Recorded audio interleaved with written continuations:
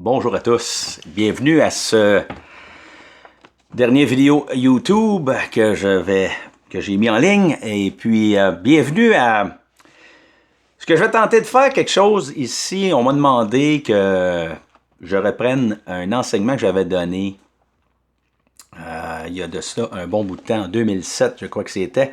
J'avais donné un enseignement sur le credo. Alors j'avais expliqué la signification profonde du credo, c'est-à-dire le je crois en Dieu, aussi connu sous le je crois en Dieu, qu'on récite à chaque dimanche à l'église, qui est aussi connu sous le nom du symbole des apôtres, parce qu'il est d'origine apostolique, de l'époque des tout premiers siècles de l'église, et il résume l'essentiel de la foi chrétienne, de la foi catholique. Vous savez, le mot catholique, c'est tout simplement un mot qui veut dire universel. La foi universelle, la foi catholique. L'Église est catholique, elle est universelle. Pourquoi qu'on dit ça? Parce qu'elle est envoyée dans l'univers tout entier prêcher l'Évangile de Jésus-Christ. Elle est envoyée évangéliser tout le monde connu. Donc l'univers, elle est universelle, cette Église-là. Elle est répandue partout sur toute la terre pour une seule et même mission, un seul et même but, le salut des êtres humains en Jésus-Christ. Et pour ce faire, elle a une foi qu'elle doit confesser, qu'elle doit annoncer, qu'elle doit proclamer, qu'elle doit enseigner. Cette foi-là, c'est ce qui fait son unité. Cette confession de foi-là, ça fait notre unité. C'est ça qui fait qu'on est une seule et même foi indivisible, unis, tous les chrétiens ensemble. On a une seule foi. Cette foi-là s'appelle Jésus-Christ, notre Seigneur et Sauveur, qui a été envoyé pour le salut de tous les hommes. Et cette foi-là, elle nous est enseignée dans la Sainte Écriture.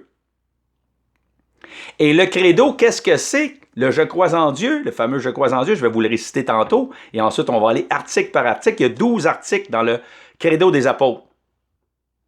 Et une tradition très ancienne dans l'Église disait qu'il y a 12 articles parce qu'il y avait 12 apôtres, et chacun des articles est attribuable à un apôtre qui l'avait fait mettre par écrit. Bon, on ne peut pas prouver ça, c'est une tradition ancienne qui remonte à loin. On n'a pas de preuve tangible que c'est vraiment le fait que vraiment chacun des 12 apôtres est responsable. Mais on sait que c'est vraiment un credo, c'est-à-dire un résumé de notre foi, de ce que l'on croit. Credo veut dire croire. C'est un résumé de ce que l'Église chrétienne croit, ce qui est enseigné dans l'Église du Christ dès les premiers siècles de son existence. Ce credo-là remonte au 2e siècle. On en trouve des formes écrites dans des documents anciens. Donc, on sait qu'au 2e siècle, c'est l'année 100 à 200 après Jésus-Christ. Le 1er siècle étant de 0 à 100. Le 2e siècle est de 100 à 200. Et déjà, vers les années 150, 160, on a ce credo-là, mis par écrit, dans des documents anciens. C'est aussi un mot de passe.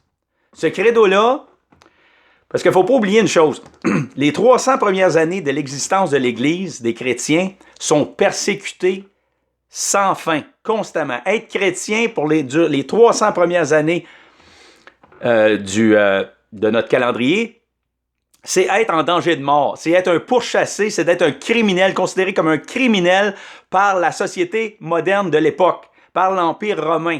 Tu es un chrétien? Oh, tu es un criminel. Tu es un dangereux criminel parce que toi, comme chrétien, tu refuses de te soumettre aux dieux païens. Tu refuses de donner et offrir un culte à ces dieux païens-là. Tu refuses de diviniser l'empereur, qui l'empereur romain se dit lui-même un dieu. Et tu dois lui rendre un culte. Et tu dois lui sacrifier des offrandes. Tu dois lui offrir des choses. C'est très grave, cela, là, ce qui est exigé. Les chrétiens ne peuvent pas se soumettre à ça. Il y a une limite à tout. Les chrétiens sont des bons serviteurs de leur prochain et même de leur gouvernement. Mais il y a une limite. Quand le gouvernement dépasse certaines bornes, t'as une minute, là. Là, le gouvernement va être adoré comme Dieu, l'empereur romain, qui est le gouvernement romain. L'empereur, le chef de l'Empire romain qui domine toute la terre à l'époque et qui domine tous les lieux où sont les premiers chrétiens, il exige qu'on l'adore. Qu'on lui rende un culte comme s'il était lui-même Dieu. Ben là, wow. Là, les chrétiens disent non. Alors, à cause de ça, ils sont pourchassés. Ils sont persécutés, ils sont martyrisés dans les arènes, ils sont jetés au lion, ils sont torturés de toutes sortes de façons. sont mis à mort, sont décapités. Sont doublement persécutés parce qu'ils sont persécutés par la synagogue juive, les Juifs qui n'acceptent pas le Christ comme Messie et Sauveur, une partie des Juifs, parce qu'il y a une grande partie qui l'ont accepté, tous les premiers convertis sont issus du judaïsme. Mais la partie qui, eux autres, ne se sont pas convertis, n'ont pas reconnu le Christ comme le Sauveur, eux autres, ils persécutent ceux qui l'ont reconnu comme Sauveur. Alors, on est persécuté religieusement par la synagogue juive et on est persécuté par les maîtres du monde qui sont les Romains à l'époque.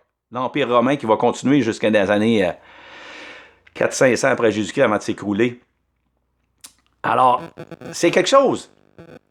C'est quelque chose d'être un chrétien. Alors, ce credo-là, durant ces temps de persécution-là, c'est une façon de s'identifier comme chrétien. On te demande, quand tu arrives dans les catacombes pour te cacher en dessous de la terre, vous savez que les premiers chrétiens se cachaient sous la terre, on a retrouvé des kilomètres, des centaines de kilomètres sous la ville de Rome, de catacombes souterraines. C'est quasiment des villes souterraines où sont enterrés plein de martyrs, plein de chrétiens qui sont morts pour leur foi, qui ont préféré mourir que de rejeter le Seigneur Jésus-Christ devant les autorités païennes, devant le monde qui leur demandait de renoncer ce Christ, ce Sauveur. Ils sont morts, ils ont été enterrés et on célébrait le culte divin, la messe. Toutes ces choses-là étaient célébrées en dessous de la terre, cachées, loin des persécuteurs. Et pour entrer dans ces catacombes-là, on nous demandait souvent « Qu'est-ce que tu crois, toi? Récite ta foi, c'est quoi? » Et là, le chrétien pouvait commencer « Je crois en Dieu, le Père Tout-Puissant, Créateur du ciel et de la terre, et en Jésus-Christ, son Fils unique, notre Sauveur. » Et ainsi de suite. Alors, c'était une façon de s'identifier, de se reconnaître en tant que chrétien. Si tu étais capable de réciter l'essentiel du contenu de ta foi, OK, tu es un chrétien. On considérait que tu étais vraiment un chrétien sérieux, qui connaissait sa foi, donc, oui, rentre, viens-t'en. Et si tu n'étais pas capable, si tu te mettais à balbutier, ma foi, oh, attends une minute, là. Là, on pouvait avoir des doutes. On pouvait avoir des doutes, là, si tu étais vraiment un chrétien. Donc, c'était important, dès les premiers siècles, c'était une confession de foi essentielle, devait être faite avant le baptême. Il fallait que tu dises ce que tu crois. Est-ce que c'est vraiment la foi des apôtres en laquelle tu crois, la foi qui nous a été amenée par Jésus-Christ, transmis et confiée à ces 12 apôtres pour qu'eux-mêmes le transmettent à leur tour à l'Église naissante, à tous les premiers chrétiens. Et cette foi apostolique-là, c'est la foi encore que nous devons confesser comme Église aujourd'hui. Puis j'avais intitulé cette série-là que j'avais donnée en 2007. J'ai fait 33 rencontres d'1 heure à peu près sur le credo. Je ne sais pas comment je vais en faire ici sur YouTube, combien ça va donner en tout et partout, mais on va regarder chaque article du credo. On va essayer de le regarder en profondeur pour vraiment comprendre c'est quoi qu'on croit. Qu'est-ce qu'on dit croire quand on professe le credo apostolique, les 12 énoncés de foi du credo des apôtres. Je crois en Dieu, le Père Tout-Puissant, Créateur du ciel et de la terre, etc.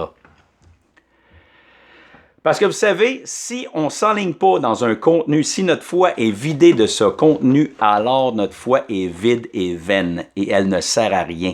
Notre foi, c'est un contenu. Ce contenu-là s'appelle Jésus-Christ, la personne divine incarnée, la deuxième personne de la Trinité qui s'est incarnée pour notre salut et qui est venue nous transmettre toute la volonté du Père, tout ce que le Seigneur Dieu Tout-Puissant voulait qu'on sache, qui est essentiel à ce qu'on sache pour le salut du monde, pour notre propre salut, pour le salut du monde entier. Et il est venu nous proclamer ces vérités-là. Et nous devons à notre tour être des proclamateurs de cette vérité-là, pas juste en parole, mais par toute notre vie, notre existence qui doit être convertie à ce contenu-là.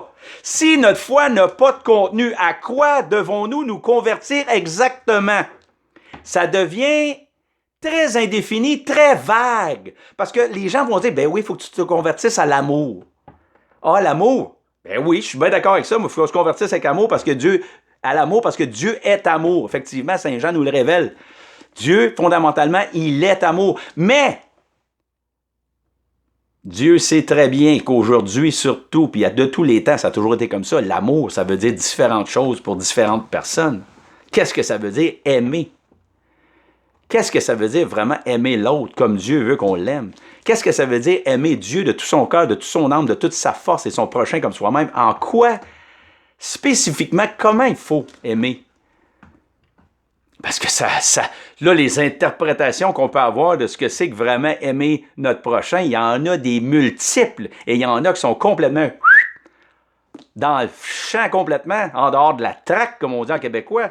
Puis il y en a d'autres qui se rapprochent de la volonté, de la vision divine, de la vision chrétienne, la vision révélée par Jésus-Christ, de l'amour. C'est quoi cette vision de l'amour-là qu'on devrait avoir? Donc, c'est pour ça qu'on a étudié un credo. Pour comprendre sur quoi s'ancre et s'enracine notre foi elle-même. Parce que sans le credo, pour unir notre Église, pour unir notre pensée, pour habiter nos cœurs et les transformer par son contenu, c'est le chaos qui va dominer dans l'Église, dans toute Église. Ça va finir par être le chaos qui va dominer. On ne saura pas exactement à quoi s'en tenir sur tel article de la foi, sur telle chose. Qu'est-ce que je dois croire par rapport à ça? Qu'est-ce que je dois croire? Pourquoi est-ce qu'on veut savoir qu'est-ce qu'on doit croire? Parce que ce qu'on doit croire, automatiquement, ça va influencer ce qu'on va vivre. Ça va influencer nos actions. Moi, le monde qui me disent, comme je me suis fait dire par toutes sortes de monde au fil des années quand je donnais mes cours de Bible, « Ah, ben ça, c'est pas important le contenu, c'est pas important. On veut pas avoir une foi juste intellectuelle, une série d'affaires qu'on récite, puis tout ça. » Ben oui, je suis bien d'accord. Une foi juste intellectuelle, c'est bon à rien. Il faut que ça soit une foi vécue dans la vie de tous les jours avec nos frères, nos sœurs partout. Mais si vous n'avez pas aucune notion de ce que c'est que la révélation divine qui nous a été révélée dans les Saintes Écritures, dites-moi, qu'est-ce que vous allez vivre exactement? C'est comme le mathématicien que tu dis, va enseigner mathématiques, mais il ne connaît rien des mathématiques, il n'a jamais étudié mathématiques. Mais non, tu veux qu'il transmette un contenu, tu veux qu'il enseigne quelque chose qui s'appelle la mathématique, puis il n'a pas étudié à moitié les mathématiques, il n'y a pas de doctrine, il n'y a pas de théorie mathématique. Il va avoir de la misère à enseigner son contenu. Il va avoir de la meilleure, beaucoup de difficultés à le transmettre à d'autres. Puis à le comprendre lui-même.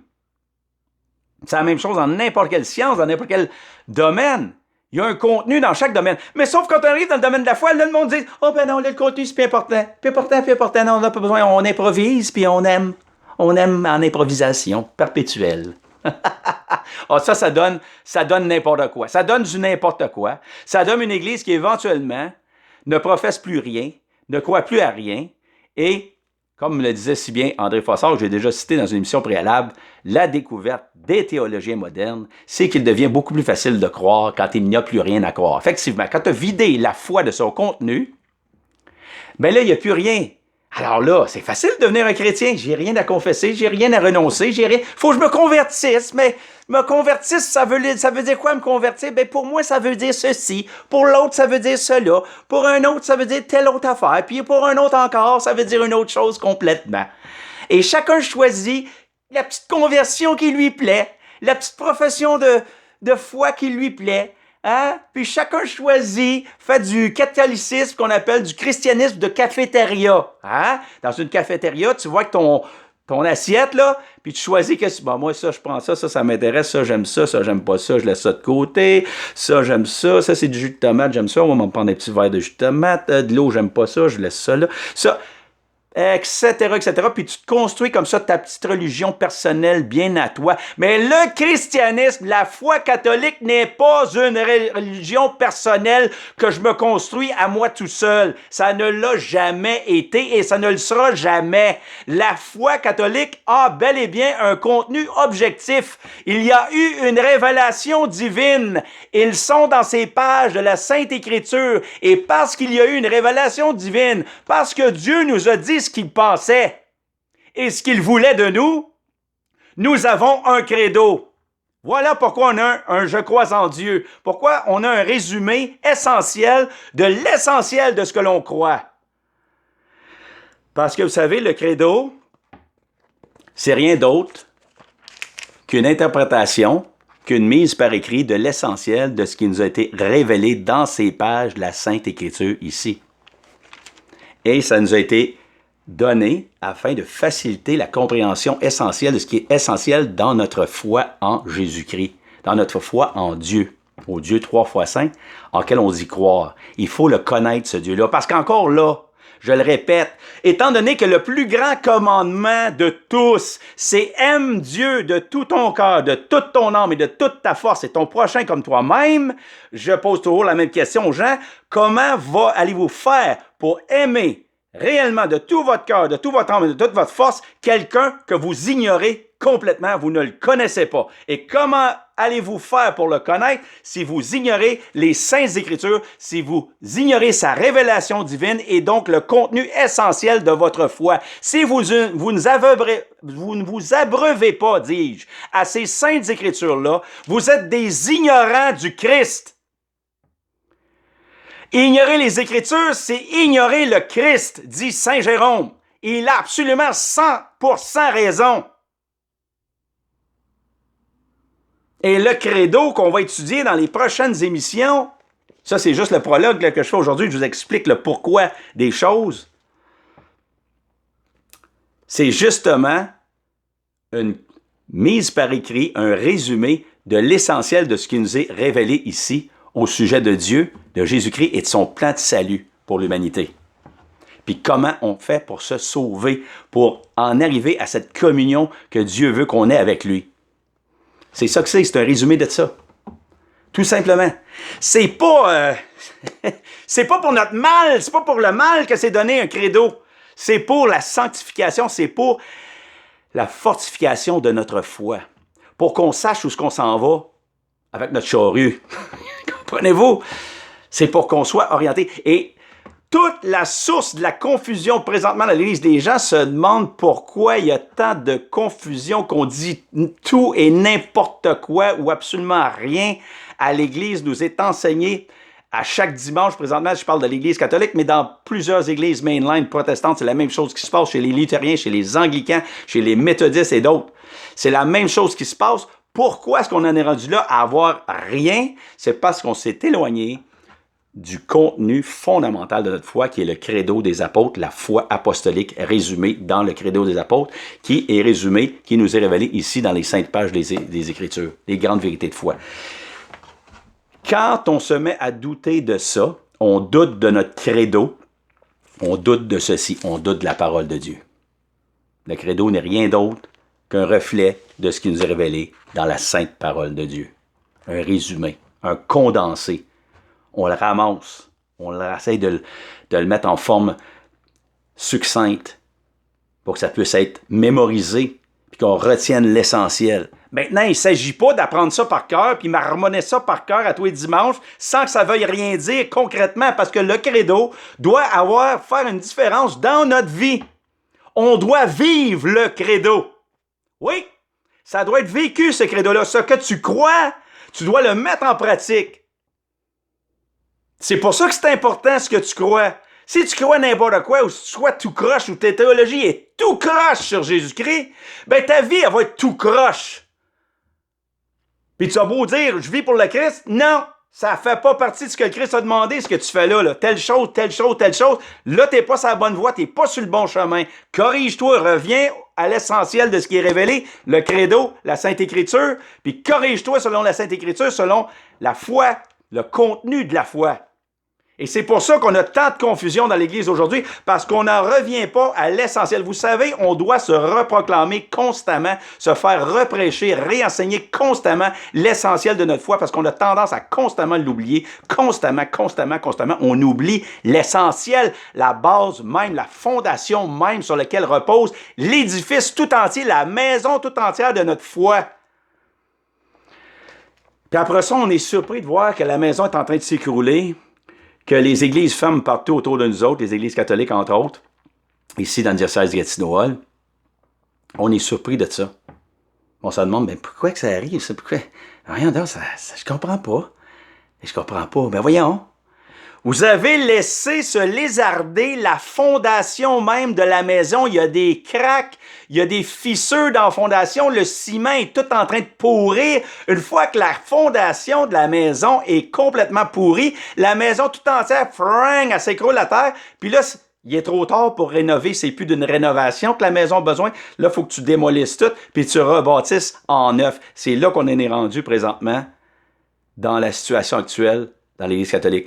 On ne peut plus rien faire avec cette vieille construction. Moi, j'essaie plus de rien faire avec cette vieille construction-là, cette vieille maison-là, toute trouée, plein de trous tout le long, l'air rentre partout, le toit coule, les fondations sont pourries jusqu'à l'os, c'est en train de s'effondrer. Moi, je veux juste souffler dessus pour qu'elle s'effondre le plus vite possible. Je vais juste donner une coupe de coups de maillet. Ah ouais, effondre-moi ça au plus sacrant, débarrasse-nous de tout ça, Seigneur! Remplace cette église de morts qui s'enterrent eux-mêmes par une église vivante qui proclame la foi apostolique, la foi des apôtres, le credo des apôtres. Posez-vous une question. Quand vous entendez des folies, là, qui vous sont dit des choses que vous dites, en quelque part dans votre tête, il y a quelque chose, tu sais, des fois, les chrétiens, quand on entend des choses qui sonnent bizarres, là, tu sais, là, quand on entend un curé, un prêtre, un évêque, n'importe qui, complètement perdu, complètement hérétique, complètement apostat, qui nous dit des folies, on a une petite lumière qui allume.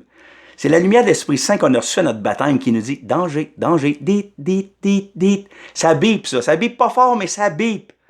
Puis là, posez-vous une question simple. Moi, je me pose tout le temps une question simple quand j'entends quelque chose comme ça. Je me dis « Attends une minute, est-ce que si j'avais un des apôtres de Jésus-Christ devant moi, là, Matthieu, Jacques, Jean, n'importe qui, est-ce que un des apôtres du Christ m'enseignerait ce que ce gars-là est en train de me dire là?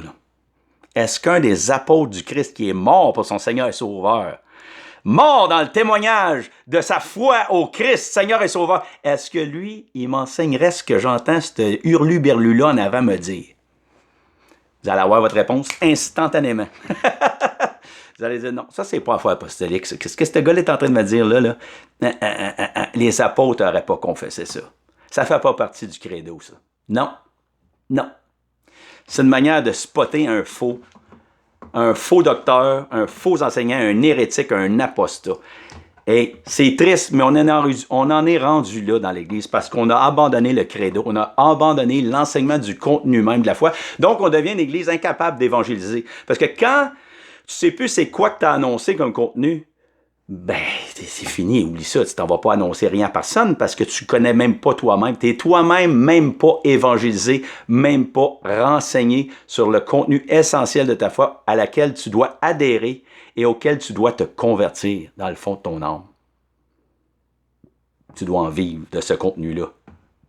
Donc, c'est pour ça que c'est important le credo, et je dis tout le temps, c'est le credo ou bien le chaos. Vous n'avez pas d'autres options. Si vous n'optez pas pour le credo, vous remplacez le credo par toutes sortes d'autres contenus. On va faire des synodes sur les synodes. On va faire des assemblées synodales pour voir quel chemin qu'on devrait suivre. Vous êtes en train de vous fourvoyer sur le contenu de ce à quoi vous devriez être en train de vous consacrer. C'est l'évangélisation. Puis l'évangélisation, ça passe par l'annonce d'un contenu. Jésus-Christ n'était pas un contenant vide. Il n'est pas venu sur la terre en faisant des petits babayes à tout le monde. Salut, allô, bye, je suis beau, hein, je suis gentil, mais je m'en retourne au ciel maintenant, c'est fini. Non, il est venu, il a enseigné, il a dérangé. Une église qui dérange plus, c'est parce qu'elle n'a plus de contenu apostolique, elle n'a plus le contenu confié par le Christ à son Église. Devenez dérangeant, s'il vous plaît, ou bien là, allez-vous-en dans le trou, enterrez-vous vous-même. Écoutez bien, là. Le monde qui pense que Jésus-Christ est un petit... une espèce de petit bonhomme fragile qui se promenait dans les petits tulipes et les fleurs, puis chantait des belles chansons avec ses apôtres, passait des petites journées à pas trop invectiver les gens, à pas trop les remettre en question, à pas trop les appeler à quoi que ce soit, là, puis il était juste fin puis gentil, puis il voulait que tout le monde soit fin puis gentil, hein? Soyez donc fin puis gentil comme Jésus, l'inoffensif Jésus. Soyez inoffensif et inoffensant, comme Jésus était inoffensif et inoffensant. Le doux Jésus, hein? Doux Jésus, petit Jésus, doux Jésus. Rien ne pourrait être plus faux comme conception. Écoutez bien. Je vais vous lire juste un passage qui vous résume ça, là, qui vous montre que c'est pas ça pantoute. C'est dans l'évangile de Saint Matthieu. Prenez vos évangiles, sortez-la à votre Bible, arrêtez de la laisser dans le coin, ramasser de la poussière, sortez-la et commencez à la lire. Apprenez à connaître votre Seigneur et Sauveur Jésus-Christ. Arrêtez de niaiser avec d'autres choses. L'évangile de Saint Matthieu, chapitre 23. Je vais vous lire à partir du verset 12, OK? Même à partir du verset 11, juste avant qu'il commence à s'adresser, notre Seigneur Jésus-Christ va s'adresser aux pharisiens. Les pharisiens qui étaient les experts de la loi divine, les experts enseignants de l'époque de Jésus-Christ, les gens qui avaient, à toute fin pratique, la juste doctrine, mais qui faisaient de la merde avec, malgré tout. Parce qu'ils l'avaient entouré de 600 quelques lois différentes, puis ils étaient rendus plus à propos de les lois qu'eux-mêmes avaient élaborées autour des commandements divins, autour de la volonté de Dieu. Ils avaient élaboré toutes sortes de traditions humaines et c'est leur tradition élaborée et pensée par eux qui était rendue plus importante que ce que le Seigneur avait révélé par sa sainte parole dans l'Ancien Testament. Et le Seigneur, voici ce qu'il leur dit. Là, il est en train d'enseigner, il est en train de parler à ses apôtres, puis il dit, « Le plus grand parmi vous sera votre serviteur. » Au chapitre 23, verset 11. Il dit, « Quiconque s'élèvera sera abaissé, et quiconque s'abaissera sera élevé. » Puis là, tout d'un coup, il se tourne, puis il regarde les pharisiens qui sont là, puis il leur dit ceci. « Malheureux êtes-vous, scribes et pharisiens hypocrites, vous qui barrez aux hommes l'entrée du royaume des cieux. » Oh! Oh! Oh! Hey, il va pas de même morte, là. Malheureux êtes-vous, pharisiens, vous barrez aux hommes l'entrée du royaume des cieux. Ils ne rentrent pas à cause de vous autres, c'est de votre faute. Vous-même, en effet, vous n'y entrez pas. Hey, vous autres-mêmes, vous n'entrez pas. Vous ne rendez pas pantoute dans le royaume. Vous pensez que vous l'avez l'affaire, vous ne l'avez pas pantoute. Vous-même, vous n'y entrez pas et vous ne laissez pas entrer ceux qui le voudraient. Malheureux êtes-vous, scribes et pharisiens hypocrites, vous qui parcourez mer et continent pour gagner un seul converti. Et quand il l'est devenu, vous le rendez digne de la géhenne, de l'enfer, 2 fois plus que vous. Gang de pourris! Non seulement vous êtes pourris, mais quand vous faites un converti, vous autres, puis vous allez supposément évangéliser quelqu'un avec la parole de Dieu de l'Ancien Testament, ce qui avait été révélé par le Seigneur, vous le rendez 2 fois pire que vous, 2 fois plus digne de l'enfer et de la géhenne que vous. C'est pourri votre affaire. Vous êtes pourri dans tout. Votre enseignement est pourri. Malheureux êtes-vous, guides aveugles. Vous qui dites, si l'on jure par le sanctuaire, cela ne compte pas, mais si l'on jure par l'or du sanctuaire, on est tenu. Insensé et aveugle. Qu'est-ce donc qui l'emporte, l'or ou le sanctuaire qui a rendu sacré cet or? Vous dites encore, si l'on jure par l'autel, cela ne compte pas, mais si l'on jure par l'offrande placée dessus, on est tenu. Aveugle! Qu'est-ce donc qui l'emporte, l'offrande ou l'autel qui rend sacré cette offrande?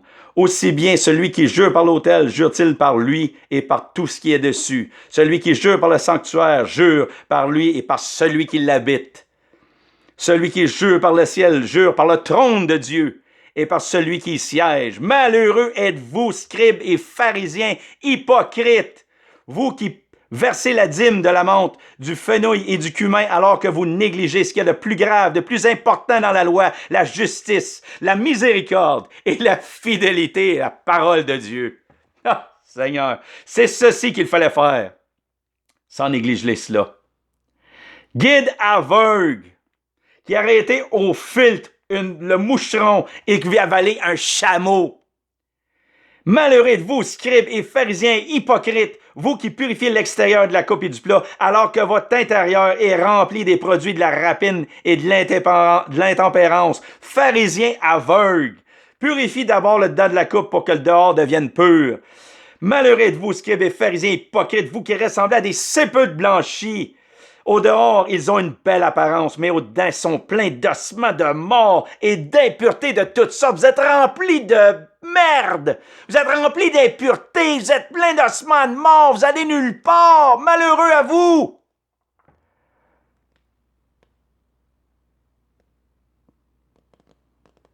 Ainsi, de vous, au dehors, vous offrez aux hommes l'apparence de juste, alors qu'au dedans, vous êtes remplis d'hypocrisie et d'iniquité. Malheureux scribes et pharisiens hypocrites, vous qui bâtissez les sépulcres des prophètes et décorez les tombeaux des justes. Et vous dites, si nous avions vécu du temps de nos pères, nous, on n'aurait pas été des complices pour vestir le sang des prophètes. Oh non, on n'aurait jamais fait ça, nous autres. On est bons, nous autres. Ainsi, vous témoignez contre vous-même, vous êtes les fils de ceux qui ont assassiné les prophètes. Eh bien, vous comblez la mesure de vos pères, serpents, engeance de vipères. Comment allez-vous échapper au châtiment de la géhenne? Oh, qui est doux, ce Jésus-là, ça n'a pas... Mais c'est des paroles d'une violence inouïe! Voyez? Le Seigneur Jésus-Christ, il n'avait pas peur. Il était sans crainte. Pourtant, il savait très bien que ces gens-là étaient contre lui maintenant, puis étaient pour chercher de toute façon possible à lui enlever la vie. Ce qu'ils ont réussi à faire éventuellement, on le sait. Mais le Seigneur proclame la vérité. Proclame la vérité, dénonce l'hypocrisie, dénonce ce qu'il y a dans les cœurs. Il voyait dans les cœurs l'hypocrisie. Alors, on est loin du petit Jésus doucereux là, que des gens s'imaginent dans leur tête, là, qui n'a rien à voir avec le Jésus-Christ des évangiles. C'est pour ça que je vous dis que c'est important de connaître le contenu de notre foi. Je ne cesse de le dire. Faut connaître le Seigneur Jésus-Christ, sans quoi on devient des chrétiens vides. Nous devons être habités par l'Esprit du Christ. Comment allons-nous être habités par son esprit si notre esprit n'est pas transformé par ce qui se trouve dans les Saintes Écritures, par l'enseignement, le contenu de notre foi? C'est pourquoi on va approfondir le credo. Le credo est appuyé par les Écritures partout. Tout ce qu'on dit est appuyé par les Saintes Écritures. Tout ce que l'Église catholique enseigne, je le dis, je le redis depuis le début. La Sainte Écriture n'est pas un livre qui appartient aux protestants. Il appartient à l'Église catholique. C'est l'Église catholique qui en a déterminé le canon officiel, c'est-à-dire quels étaient les livres qui seraient retenus comme divinement inspirés de Dieu, puisqu'il y en avait plusieurs qui circulaient durant les premiers siècles. Elle a établi ces canons-là vers les années 300 après Jésus-Christ. Et ensuite, pendant des siècles, elle a recopié à travers ses moines, répandu un peu partout à travers l'Europe. On a préservé ces manuscrits anciens-là en les recopiant et les recopiant de multiples fois pour que rien ne se perde de la sainte parole de Dieu et qu'elle puisse se rendre jusqu'à nous aujourd'hui. Alors, c'est très important de connaître notre foi parce que si on n'a pas le bon contenu, on n'aura pas la bonne façon d'appliquer et de vivre notre foi. Tandis que si on a le bon contenu, on sait ce qu'on a à faire. On sait comment on doit vivre. C'est pas une garantie parce que j'ai le bon contenu que nécessairement je vais bien vivre puis je vais bien appliquer ma foi. Il n'y en a pas de garantie. Ça, c'est sûr. Regardez les pharisiens qui viennent dénoncer ici, là. Il y avait la juste foi. Le Seigneur leur a dit, écoutez ce qu'ils vous dites, mais ne faites pas comme ils font, c'est-à-dire. Il a dit, écoutez, ils sont assis sur la chair de Moïse. Écoutez donc tout ce qu'ils vous disent. Ils vous enseignent des bonnes choses. En général, leur foi, c'est la foi authentique. C'est le contenu de l'Ancien Testament, de la révélation divine de l'Ancien Testament qu'ils vous transmettent. Mais ils ne font pas ce qu'il faudrait qu'ils fassent avec ce contenu-là. Alors, faites attention. Faites attention, ils ne vivent pas de leur contenu. Ils ne vivent pas de ce qu'ils disent. L'essentiel, ils ne le mettent pas en pratique. Alors, c'est sûr qu'il n'y a pas de garantie parce qu'on a le bon contenu, qu'on va être automatiquement des bons chrétiens, des personnes qui allons vraiment vivre notre foi. Non, c'est pas garanti. Mais c'est un prérequis essentiel, par exemple. Parce que c'est sûr que si tu as le mauvais contenu, si tu n'as pas compris l'essentiel de qui est Jésus-Christ, puis de qu'est-ce qu'il veut de toi, puis qu'est-ce qu'il nous demande, bien là, c'est garanti qu'on ne pourra pas vivre la vie chrétienne telle que le Seigneur veut qu'on la vive. Parce qu'on n'a même pas la bonne orientation. La bonne orientation vient du bon contenu de la foi. C'est très important. C'est extrêmement important. Il y a des gens qui veulent que le Seigneur les bénisse dans leur erreur, mais le Seigneur ne vous bénira jamais dans vos erreurs et dans vos mensonges. Parce que bien que l'erreur soit humaine et que c'est normal que plusieurs personnes puissent tomber dans l'erreur sur certaines grandes vérités de foi, le Christ dit « Je suis le chemin, la vérité et la vie. Nul ne vient au Père que par moi. » Et ce moi-là, qui est Jésus-Christ, il est chemin, il est vérité, il est vie. Il est vérité. C'est-à-dire que le Seigneur, tout ce qui est véridique, tout ce qui est vrai, ça participe de la révélation divine, de la révélation qui est l'incarnation même de la vérité, qui est Jésus-Christ. Donc, toute vérité appartient au Christ. Que ce soit dans le domaine que vous voulez, là, que vous professez une vérité scientifique, une vérité théologique, une vérité psychologique, une vérité sociologique, tout ce qui est vraiment vrai à propos de l'être humain et à propos du sens de sa vie et de sa raison d'être ici-bas, ça participe de la vérité qu'est Jésus-Christ. Et Jésus-Christ veut qu'on connaisse toute la vérité, car cette vérité-là est chemin de vie. Il est chemin, vérité et vie. La vérité n'est pas à négliger. Nous devons être instruits dans la vérité, dans toute l'entièreté de la vérité. Nous devons confesser la vérité, parce que quand on confesse la vérité révélée, nous confessons le Seigneur Jésus-Christ, notre Sauveur lui-même. Tout ce qui est véridique participe de la vérité révélée par Jésus-Christ à propos de Dieu, le Père Tout-Puissant, Créateur du ciel et de la terre, et à propos de notre rôle, nous autres, dans la création, de notre raison d'être ici-bas, et de notre but qui est d'atteindre la communion avec Dieu pour atteindre le paradis éternel avec lui. Donc, c'est très important d'étudier le credo. Et je vais vous lire un petit peu du prologue du catéchisme de l'Église catholique, parce que je vais me servir, bien entendu, ça ne sera pas un secret. Entre autres choses, je vais me servir du catéchisme de l'Église catholique publié en 1992 sous Jean-Paul II pour expliquer le sens profond du credo. Je vais me servir des Saintes Écritures aussi, bien entendu. Je vais me servir aussi un petit peu ce livre-là ici, La foi catholique, tous les résumés des symboles de foi et des différents articles dogmatiques de la foi catholique, résumés dans ce livre-là. J'en ai déjà un petit peu parlé. Et je vais me servir aussi de ce petit livre que je suis en train de relire. Mais petit livre, c'est pas un petit livre, c'est une brique de 900 pages que j'ai montré l'autre jour. Toute la messe vécue. Il va parler du credo là-dedans parce que le credo, bien sûr, est récité à chaque messe. Et il va faire un commentaire très intéressant sur le credo que je trouve que je vais vous partager.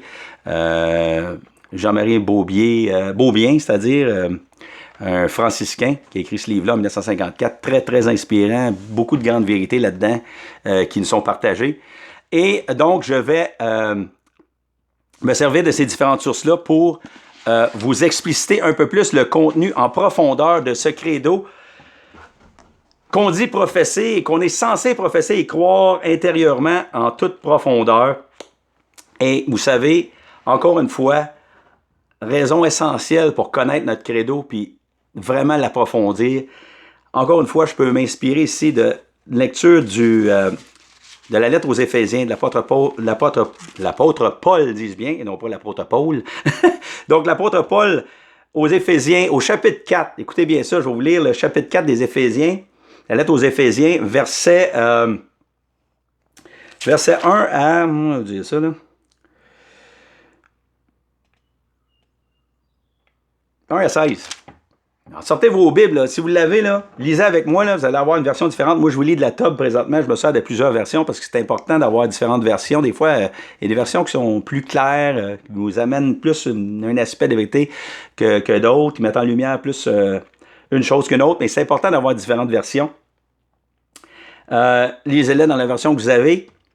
Chapitre 4, verset 1, on nous dit ceci. « Je vous exhorte donc dans le Seigneur, moi qui suis prisonnier, accordez votre vie à l'appel que vous avez reçu.